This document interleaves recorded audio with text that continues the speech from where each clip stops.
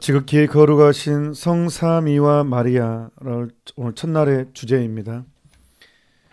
교황님께서는 성모님 할수록 삼위일체 신비 한가운데 뛰어드는 것이라고 얘기했습니다. 봅시다. 갈라디아서 4장 4절에서 7절의 내용입니다.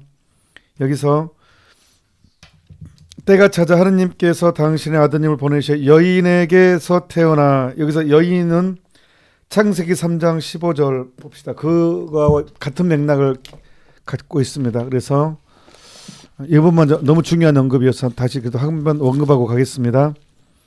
창세기 3장 15절에 보면 나는 너와 그 여자 사이에 내 후손과 그 여자의 후손 사이에 적개심을 일으키리니, 그러니까 너와 그 여자 사이, 여기 너는 악마고 그 여자는 여자하고 그 여인, 그래서 성모님을 의미하죠. 그래서 그 여자 같은 개념입니다.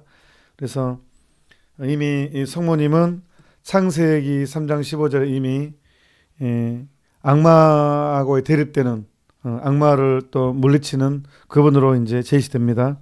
그래서 때가 찾아 하느님께서 당신의 아들을 보내어 그 여인에게 태어나 율법 아래에 놓이게 하셨습니다. 하면서 이제 율법 아래에 있는 이들을 속량하시어 우리가 하느님의 자녀가 되는 자격을 얻게 하시려는 것이었습니다. 그러니까 예수님을 얘기할 때 가장 중요한 개념이 있습니다. 예수님은 하느님이십니까? 하느님이십니다. 예수님은 사람이십니까? 사람입니다. 예수님은 하느님이시요 사람입니다. 자, 하느님이시기 때문에 우리가 하느님을 만날 수 있게 되었고, 사람이기 때문에 우리를 대신할 수 있는 것이 됐어요. 그러니까 신성과 인성을 가지고 있기 때문에, 인성을 가지고 있기 때문에 우리가 예수님께 다가가는 것이고, 예수님과 하나 될 수 있는 것이고, 신성을 또한 가지고 계시기 때문에 우리가 하느님이 될 수 있는 것입니다. 그러니까 신성과 인성. 그래서 예수님은 성부 하느님과 우리의 다리 역할을 하시는 거예요. 신성과 인성 때문에. 그래서 바로 이 신성과 인성 때문에 예수님의 속죄는 인간을 대신할 수 있고, 속죄는 영원히 미치는 거예요. 그러니까 인간이시기 때문에 우리를 대신할 수 있고, 하느님이시기 때문에 그 속죄 효과는 영원히 미치는 거예요. 그래서 이제 참으로 구세주가 되는 것입니다. 그래서 이제 우리가 영원히 속죄됐기 때문에 우리는 그분을 자녀 아버지, 아빠 아버지라고 하고 부릅니다. 오늘 여러분도 예수님을, 하느님을 아버지라 하고, 저도 하느님을 아버지라 하잖아요. 그러면 어떤 관계입니까? 여러분과 저는 상당히 가까운 친척이 되겠습니다. 예. 감사합니다. 예. 친척입니다. 우리는 상당히 가까운, 너무나 가까운 친척입니다. 같은 아버지를 모시고 있습니다. 그래서 여러분과 저를 모든 사람들은 상속자라고 부릅니다. 성모님께 대한 참된 신심 16항에서 24항입니다. 오늘 이 내용이 너무 고단백질이어서 소화가 안 될 수도 있어요. 너무 고차원적인 내용이어서. 하지만 또 단순한 사람들에겐 또 이렇게 또 특히 이해할 수 있는 또 힌트도 많이 포함되어 있습니다. 봅시다. 16항 보면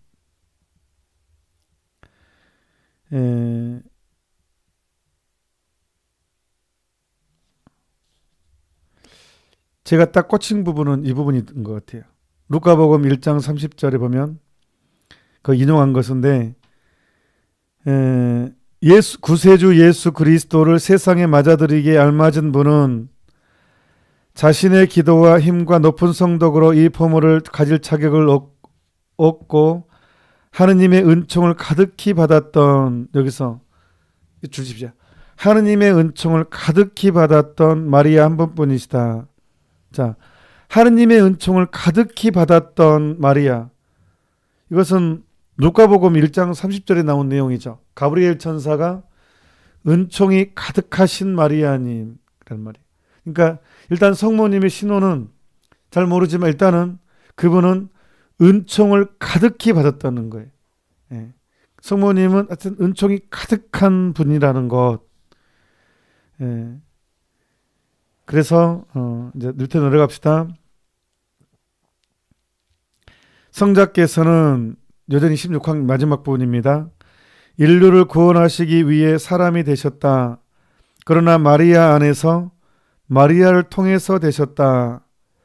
성령께서도 성자를 마리아 태중에 잉태케 하셨으니 먼저 당신의 첫 번째 사신을 보내어 마리아의 승낙을 받으셨던 것이다. 군사 문화에 익숙한 사람은 이게 이해 안 될 수 있어요. 아니 그냥 하면 되지 무슨 승낙까지 받아. 그냥 군대 용어로 그냥 하라면 하는 것이지 순종하면 하는 것이지 무슨 하느님이 인간이 째비가 안 되는 존재인데 하느님 인간한테 하라면 그냥 하는 것이지 무슨 또 승낙까지 받았을까 이런 생각을 할 수도 있거든요. 우리는 하도 이게 이렇게 유교 문화, 주입식 교육 이렇게 이런 상하 이런 교육에 입숙해서 낯설 수 있어요. 근데 그리스도교를 알면 할수록 놀라운 게 하느님은 우리를 인격적으로 대하신다는 거예요. 이게 참 놀랍습니다. 그리고 신학교에서 또 이런 내용이 저는 가장 기억에 남았어요. 제가 신학교에서 신학 공부할 때 우리가 하느님한테 받은 선물 중에서 가장 큰 게 뭔가?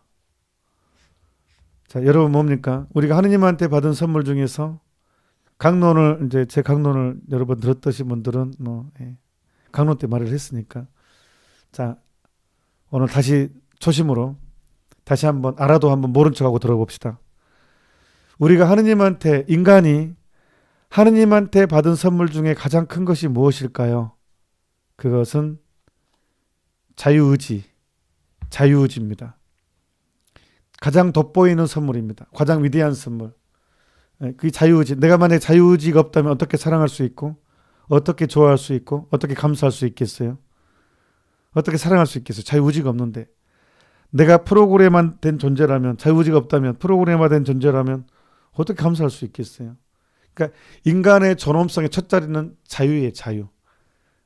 하느님까지도 거절할 수 있는 그 자유. 이게 진정한 자유죠. 그래서 하느님께서는 우리가 피조물이지만 우리의 동의를 구하십니다. 우리를 인격적으로 대하십니다. 그게 이 종교가 미치게 만드는 것 같아요. 제가 이 가톨릭이라는 종교를 고등학교 6학년 때 처음 접하고 나서 체험한 게 그거였어요. 이제까지 상하 주입식 교육 그냥 유교 그런 이것에만 길들어져 있던 제가 이 주님이 나를 친구로 형제로 그런 단어 자체가 정말 놀라운 것 같아요. 놀라웠던 것 같아요. 그래서 항상 제가 말씀드리지만 가톨릭 성가 중에 가장 좋아하는 것 중에 하나가 주님과 나는 함께 걸어가며 지나간 일을 속삭입니다. 손을 맞잡고 산과들을 따라 친구가 되어 걸어갑니다. 예. 와, 어떻게 만물의 창조주와 인간이 손을 맞잡고 친구가 되어 속삭이면서 걸어갈 수 있을까? 이건 정말 놀라운 일입니다. 제가 또 왜 이 노래가 좋냐 그러면 강론 때 이것도 말씀드렸습니다. 저희 사촌 누님 중에서 제일 이쁜 누님이 있었어요. 와, 모든 사람 제 어린 기억으로는 모든 사람 눈 돌아가게 만드는 사촌 누님이 계셨는데 그 누님이 명절에 오셔가지고 그 바쁜 만날 사람도 많을 건데 코 찍찍 그러는 저를 손을 잡고 산과 들을 따라서 저를 놀아줬어요. 한 반나절 정도. 연준아 어디 가자 해가지고 저를 논두렁 밭두렁 이렇게 저를 데리고 손잡고 그 누나가 저 어린 마음에 그게 아직도 남아 있어요. 그 누나가 저를 놀아준 게 그거 생각 때문에 주님과 나는 함께 걸어가면 이게 더 감격이에요. 저한테. 예수님이 세상의 만물의 창조주 하느님께서 나에게 그렇게 해주시는구나. 그 기쁨이 좀 전달되는 거예요. 그래서 너무 친구로 불러주신 하느님, 인격적으로 불러주신 하느님. 그래서 하느님이 인간의 동의를 구하신다는 거예요. 와, 그래서 인간의 자유의지 거절할 수도 있어요. 그래서 하느님은요 인간을 인격적으로 불렀고 동의를 구했기 때문에 성모님이 거절했다면요, 우리는 지금도 사람이 되신 하나님을 못 만나고 있을지도 몰라요. 근데 성모님이 받아들였어요. 이 몸은 주님의 종이오니 그대로 제게 이루어지소서 해서 성모님 태 안에서 하느님께서 성모님의 살을 당신의 살로 취했고 성모님의 피를 당신의 피로 취했고 성모님의 뼈를 당신의 뼈로 취했단 말이에요. 그래서 단테 신곡 보면 단테가 나중에 천국에 갔을 때 성모님의 얼굴을 보면 예수님을 찾을 수 있다고 얘기했어요. 왜? 닮았으니까. 예. 그분 몸에서 나왔으니까. 그러니까 모든 구원받은 인류는 성모님의 예라는 이 응답의 은혜를 입고 있어요.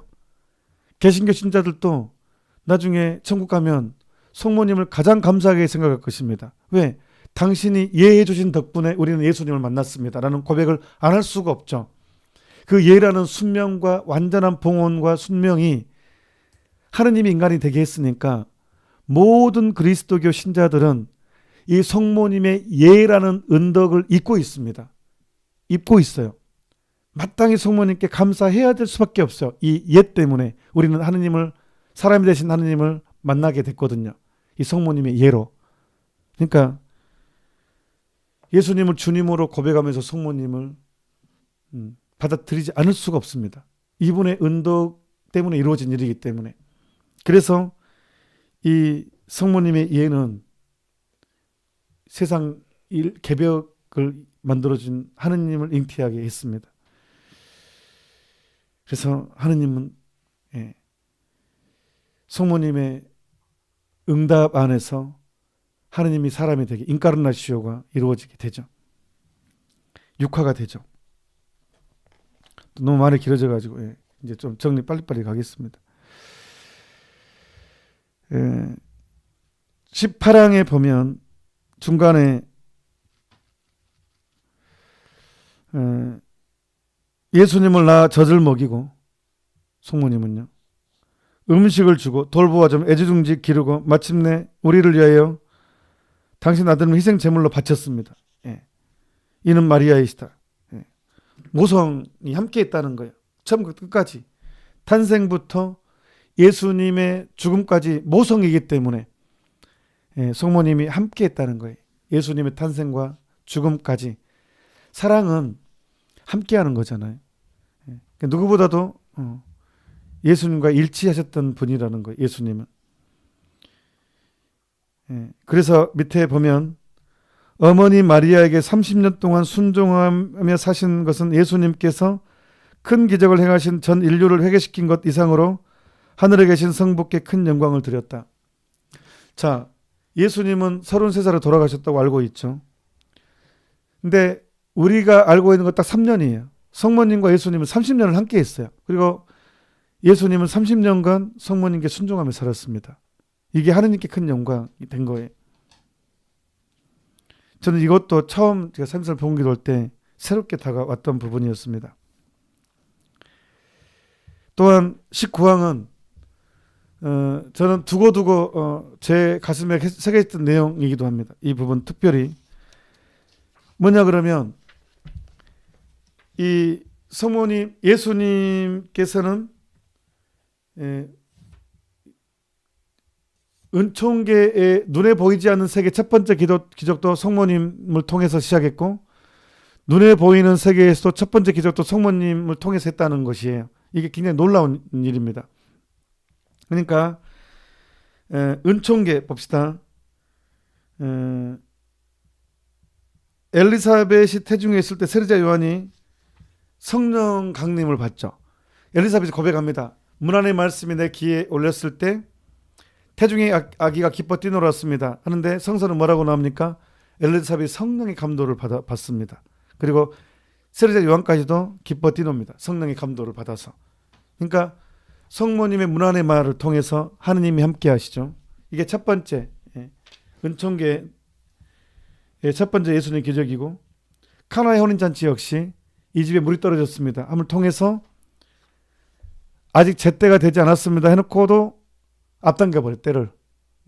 나하고 상관이 없습니다. 내 때가 되지 않았습니다 해놓고도 기적을 베풀어죠. 그래서 제자들은 예수님을 믿게 됐죠. 그러니까 물리적 세계의 첫 번째 기적도 성모님을 통해서 이루어진다는 거예요. 그러니까 하느님께서 하시는 삶의 법칙이었습니다. 예, 어머니와 함께 은총이 가득하신 분이시기 때문에. 그 다음에 20항의 맨 뒷부분, 그러므로 성령께서는 이제 성령에 대한 또 이제 삼일체가 다 나와요. 근데 성령에 대한 20항인데, 성령께서는 어떤 영혼 안에 당신과 떨어질 수 없는 충실한 정배 마리아가 있다는 것을 발견하면, 줄치십시오. 성령께서는 어떤 영혼 안에 당신과 떨어질 수 없는 충실한 정배 마리아가 있다는 것을 발견하면 그 영혼 안에 예수 그리스도 안에 그 영혼을 낳기 위해 더욱 많고 더욱 훌륭한 활동을 그 영혼 안에서 하십니다. 말이 어려운데 이런 뜻입니다. 어떤 사람 안에 성모 신심이 있다면, 그 사람 안에 성모님을 사랑하는 마음이, 간절하게 마음이 자리 잡고 있다면, 성령께서는 그 사람 안에서 가장 완벽하게 예수 그리스도를 형성시켜 준다는 거예요. 가장 강력하게 활동하신다는 거예요. 예수 그리스도가 되게끔 그 사람이. 그 말이 좀 더 어렵게 얘기하셨어요. 하여튼 그 뜻입니다.